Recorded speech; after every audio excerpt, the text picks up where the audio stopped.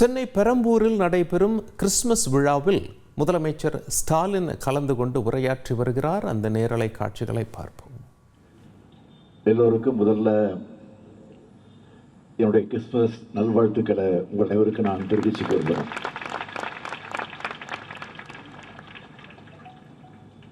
ஒவ்வொரு சொல்லிலும் அரசியல் இருக்கு. ஆனால் ஆணையத்துடைய தலைவர் சொன்னார், நான் அரசியல் பேசுறேன்னு சொல்லிட்டு இருந்தார்.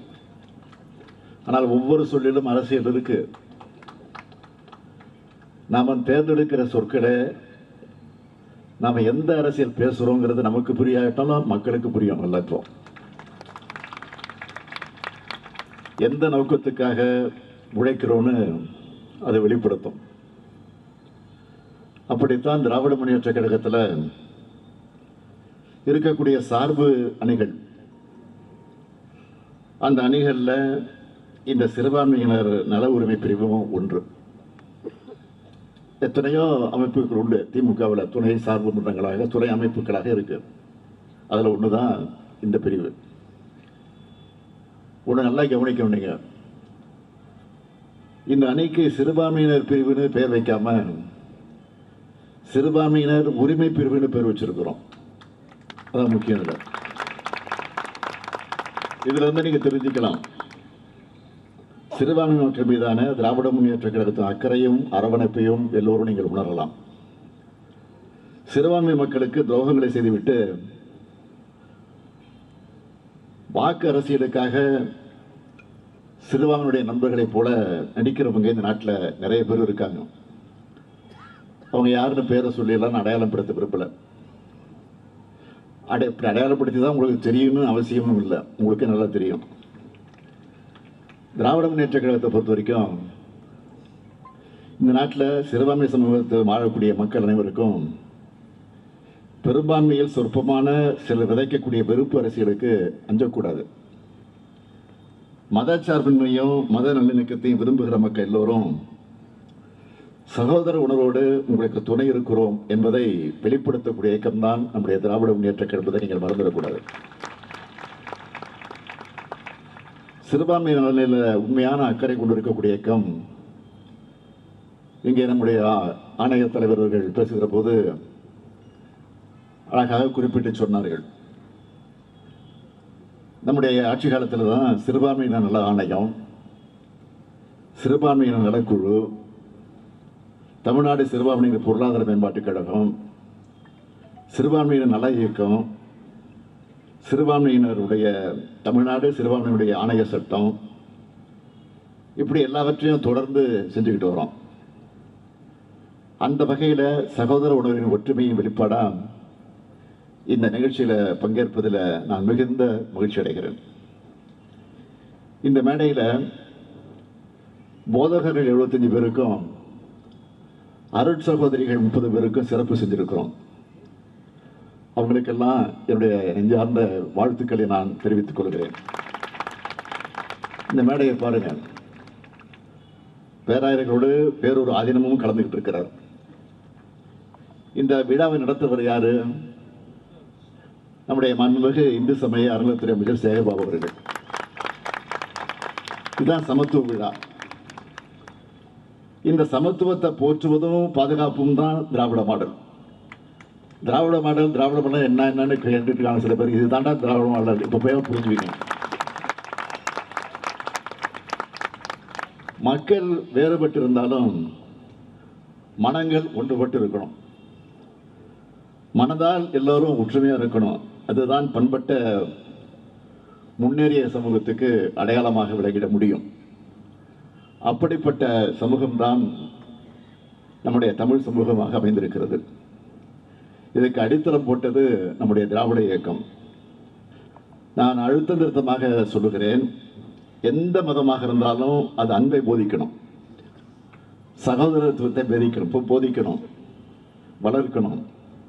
சக மனிதர்கள் மீது பாகுபாடு காட்டுறதாக இருக்கக்கூடாது.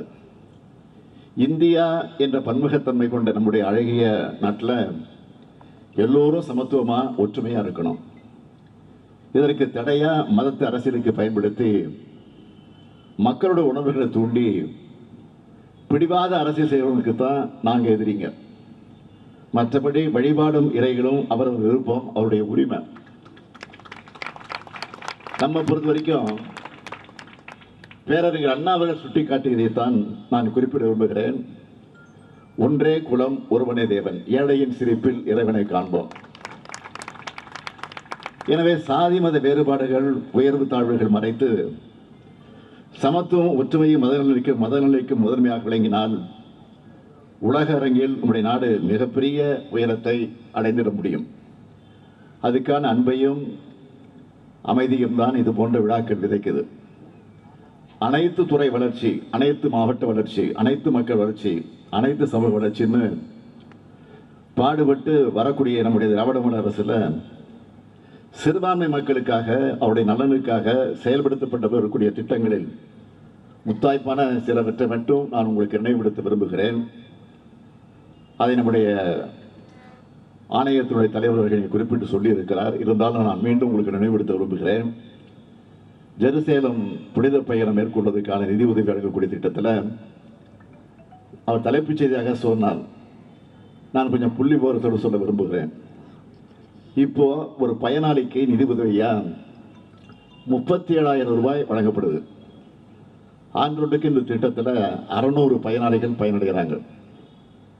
இதில் 50 இடங்கள் கன்னியாஸ்திரிகளுக்கும் அருட்சகோதரிகளுக்கும் ஒதுக்கீடு செஞ்சிருக்கிறோம்.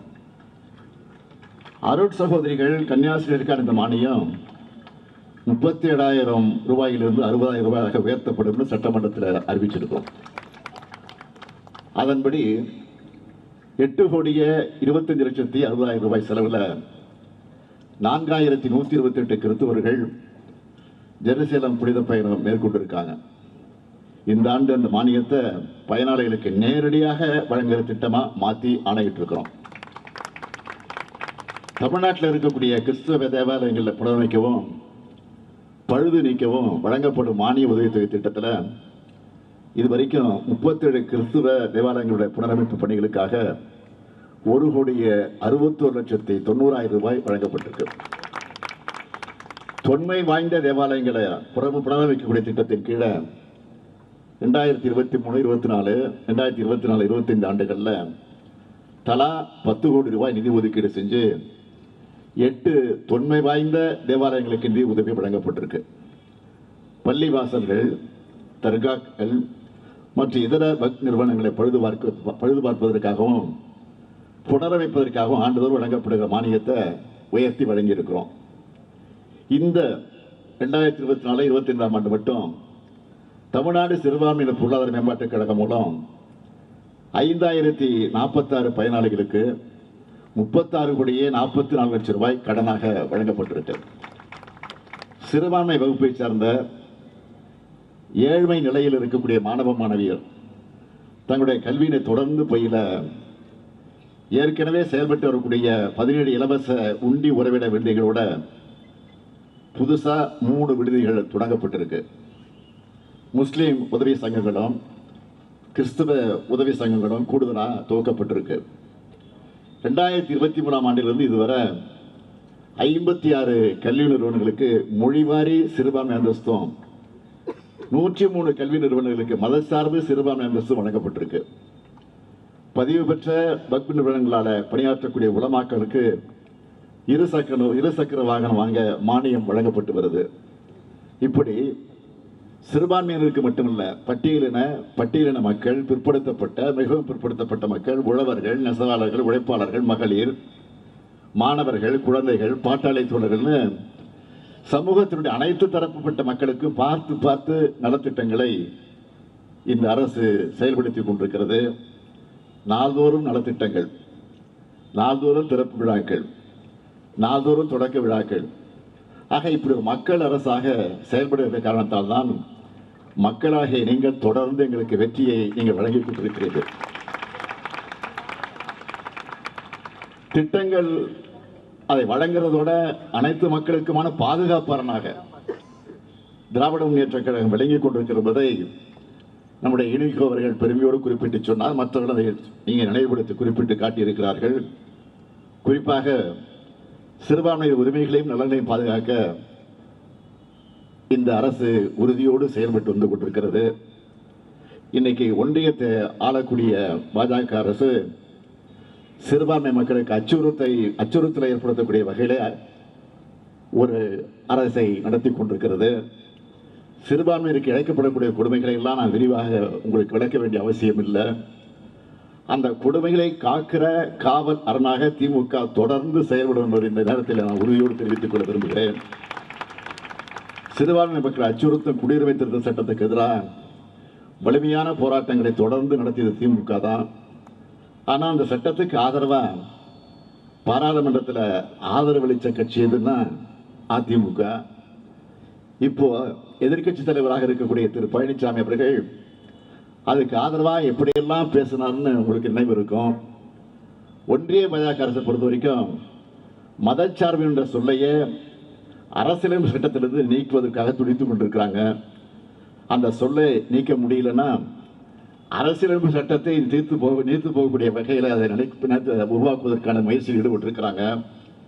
சமூக நல்லிணக்கத்தின் அடையாளமாக திகழக்கூடிய அண்ணல் காந்தியடிகளின் படத்தை, சம உரிமை தத்துவத்தின் அடையாளமாக இருக்கக்கூடிய புரட்சியாளர் அம்பேத்கர் படத்தை நாடாளுமன்றம் அமைச்சகமே புறக்கணிக்கிற அளவுக்கு மதவாத ஒன்றியத்தில் இன்றைக்கு ஆட்சி செலுத்தி கொண்டிருக்கிறது. நல்லிணக்க இந்தியாவில் இப்படிப்பட்ட பிளவு சக்திகளுக்கு ஒருபோதும் இடமில்லை.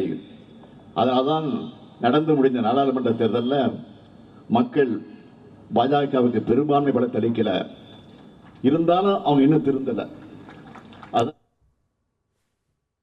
சென்னை பெரம்பூரில் நடைபெற்று வரும் கிறிஸ்துமஸ் விழாவில் முதலமைச்சர் ஸ்டாலின் பேசி வரும் நேரலை காட்சிகளை பார்த்தோம். செய்திகளை உடனுக்குடன் தெரிந்து கொள்ள உடனே சப்ஸ்கிரைப் பண்ணுங்க.